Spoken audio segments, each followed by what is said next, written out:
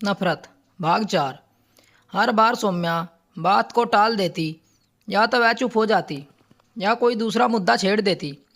जब भी सौम्या अपने बेटे को गोद में लेकर प्यार करती, उसका माथा चूमती, आलोक हल्के से मुस्कुराते हुए बोलता, इतना प्यार क्यों कर रही हो? कल को इसकी पत्नी भी हमें साथ रखने से मना कर देगी। तो यह सुनकर सौम्या चुप हो जाती, कभी कुछ नहीं कहती, बस कमरे से बाहर चली जाती।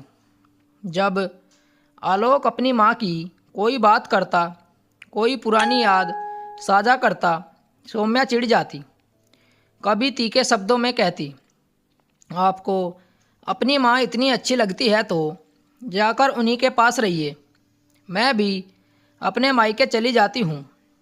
आलोक को यह सुनकर बहुत गुस्सा आता, उसके दिल में भी तकलीफ़ होती, पर फिर भी वह कुछ नहीं कहता, चुपचाप अपनी भावनाओं को निगल जाता, क्योंकि वह जानता था एक रिश्ते को बचाने के लिए कभी कभी चुप रहना ज़रूरी होता है। लेकिन फिर एक दिन ऐसा मोड़ आया जिसने सब कुछ बदल कर रख दिया। उस दिन बिमला जी बहुत उदास मन से सौम्या के घर आई। उनका चेहरा उतरा हुआ था, आंखों के नीचे थकान और मन में गहरी चिंता झलक रही थी। यह देखकर सौम्या ने चौंकते हुए पूछा, माँ क्या हुआ? आज आप इतनी परेशान क्यों लग रही है? विमला जी ने भर्राई हुई आवाज़ में कहा, बेटा अब शायद रोज़ मिलने नहीं आ पाऊँगी, क्योंकि तेरी छोटी भाभी अब मेरे साथ नहीं रहना चाहती। वह रोज़ किसी न किसी बात पर झगड़ा करती है। आज तो साफ कह दिया। माँ जी, आप अब अपने बड़े बेसरे के पास चली जाइए। यह सुनकर सौम्या अवाक रह गई। क्या? भाभी ऐसा क्यों कह सकती है? आपने उनके लिए कितना कुछ किया है। बिमला जी ने गहरी सांस लेते हुए कहा। यह सब देखकर तेरा छोटा भाई चुप रहा, बल्कि उसकी बातों से लगा जैसे वह भी यही चाहता हो। अब मैं तेरे बड़े भाई के पास लखनऊ जा रही हूँ। अब शायद तुझसे मिलना भी मुश्किल से होगा। बेटी, इतना कहकर बिमला जी की आंखें भर आई। वह अपनी साड़ी के पल्लू से आंखें पोंछने लगी। यह सब सुनकर सौम्या का खून खोल उठा।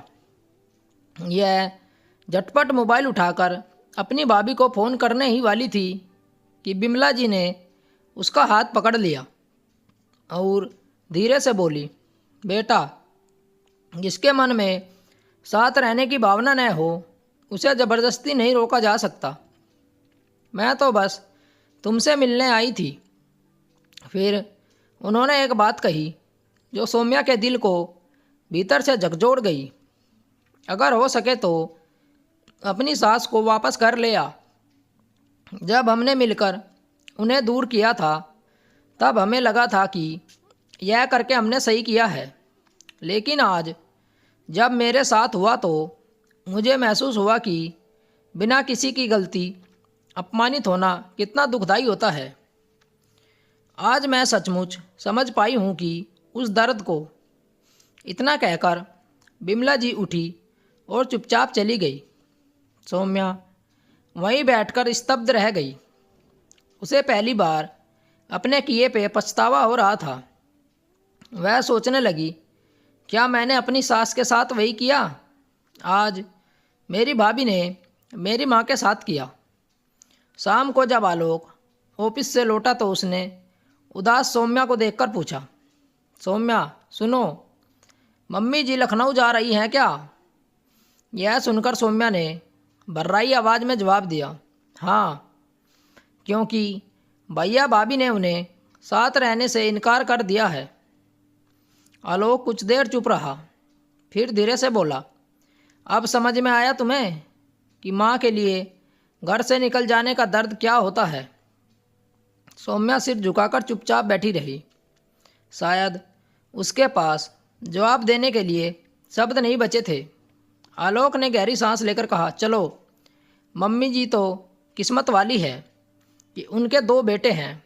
अगर उनका सिर्फ एक बेटा होता तो उनका क्या होता। सोचो, उनकी ज़िंदगी नरक बन जाती। फिर उसने सौम्या की आंखों में देखते हुए कहा, सौम्या, हमारा भी तो एक ही बेटा है। अगर कल को वह हमारे साथ ऐसा करे तो। आलोक की यह बात सौम्या के दिल में तीर की तरह चुभ गई। उसका चेहरा फीका पड़ गया और आंखें भर आई। सुबकते हुए बोली, नहीं नहीं, मैं ऐसा नहीं होने दूंगी। मैं मेरे बेटे की पत्नी चाहे जैसी भी हो, मैं उसे सास नहीं माँ बनकर प्यार दूंगी। उसे कभी भी कोई दर्द नहीं दूंगी जो मैंने अपनी सास को दिया है। आलोक हल्के से मुस्कुराया और बोला, सिर्फ प्यार कह देने से कुछ नहीं होता सौम्या। माँ ने भी तुम्हें बहुत चाहा था, लेकिन तुमने क्या किया। अब सौम्या अपने आंसुओं को रोक ना सकी। फूट फूट कर रोते हुए बोली, मुझे मेरी गलती का एहसास हो गया। आलोक, मुझे माँ जी के पास ले चलो।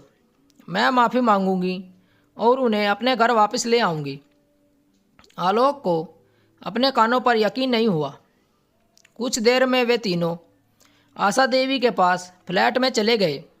जब आशा देवी ने दरवाज़ा खोला, सामने अपने बेटा बहू और पोते को खड़ा देखा तो उनकी आंखों से आंसू भर आए।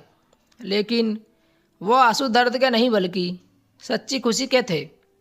उन्होंने पोते को गोद में ले लिया और मुस्कुराते हुए बोली, कैसी है बहू। सौम्या तुरंत उनके चरणों में गिर पड़ी और रोते हुए बोली, माँ जी, मुझे माफ़ कर दीजिए। मैंने आपके साथ बहुत गलत किया। आज जब मेरी माँ के साथ हुआ तब जाके मुझे समझ आया कि आपने क्या सहा होगा। अब आप हमारे साथ चलिए, हमारे घर में रहिए। आशा देवी ने उसकी ओर देखा, ममता से मुस्कुराई और बोली, मुझे यकीन था कि तुम्हें एक न एक दिन अपनी गलती पर एहसास ज़रूर होगा। मैंने कभी तुम्हारे प्रति कोई कड़वाहट नहीं रखी। तुम मेरे बेटे की पत्नी हो, मेरे पोते की माँ हो, मेरे दिल के बहुत करीब हो। बस तुमने मुझे समझा नहीं। यह सुनकर सौम्या की आंखें भर आई। आशा देवी ने उसका सिर सहलाया और प्यार से कहा, बेटी, अभी भी देर नहीं हुई है। चलो अब घर चलते हैं, एक नए रिश्ते की शुरुआत करते हैं। उसी वक्त सौम्या की बड़ी बहन नेहा का फ़ोन आया। सौम्या ने मोबाइल देखा, कुछ पल सोचा और फिर बिना एक शब्द बोले फ़ोन काटकर उसका नंबर ब्लॉक कर दिया। अब वह किसी और की नहीं, सिर्फ अपने परिवार की सुनना चाहती थी। सभी लोग खुशी खुशी गांव लौट गए। अब उस घर में सारी नफरत ख़त्म हो चुकी थी। ना कोई शिकायत, बस एक सास बहू का सच्चा रिश्ता जो देर से ही सही मगर दिल से जुड़ा था। दोस्तों, कहानी आपको कैसी लगी कमेंट करके हमें बताएं और चैनल को ज़रूर सब्सक्राइब करें। मिलते हैं आपसे एक और अच्छी कहानी के साथ। कहानी सुनने के लिए आप लोगों का धन्यवाद। राम राम दोस्तों।